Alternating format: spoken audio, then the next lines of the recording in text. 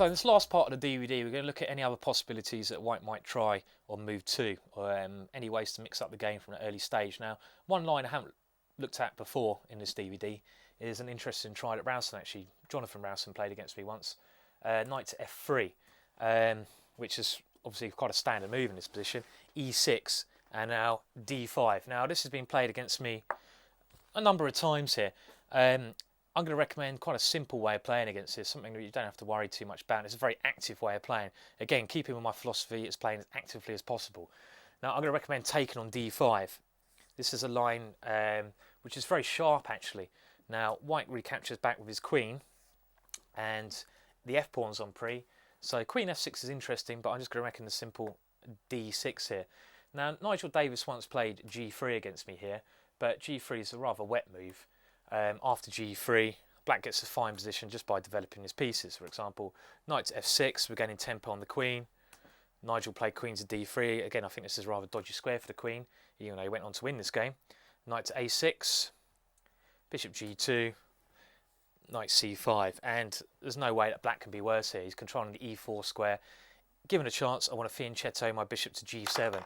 So I think this is nothing to worry about. So g3, a waste of time. So after d6, the sharp and interesting line here is actually knight to g5, which leads to a lot of fun. This is a lot of fun line here. There's a line here where white grabs a pawn, but black gets very active.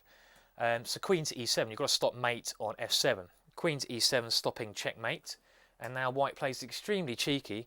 Knight takes h7. So white wins a pawn, but black gets a lot of development for the pawn. Now there's a game that was, I think it's Miles versus Vasile, a French player, and this game was extremely interesting. I'm going to run through the whole game because it's a lot of fun. This game continued c6, attacking the queen, queen to b3, have to keep on the g8 knight, rook takes h7, queen takes g8, rook to h4. So in compensation for the pawn, black's very active, threatening to trap the queen with bishop e6, and we got good development. The game continued, queen to b3, knight to a6, gaining tempo on the queen again by coming to c5, queen to e3. So obviously black avoided the queen exchange because he's pawn down. Rook to e4, queen to d2, and here come the boys, knight to b4. Threatening rook to d4, a very cheeky move here. Rook to d4 is a threat. So white has to do something about this threat of rook to d4. So queen to d1. Black went rook to d4 anyway. If the queen takes this rook, then knight c2 check wins the queen. So Tony Miles played knight to d2. And now pawn to f4. And we can all of a sudden see that white's very underdeveloped here. And black had, well, he had very good compensation for this pawn. The game continued, a3, knight to d5,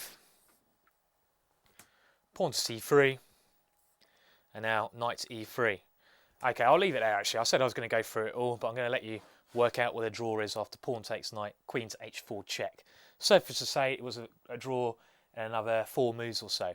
So I think the only thing you have to remember about this knight to f3 and d5 idea is to capture the pawn as quickly as you can, play as actively as possible.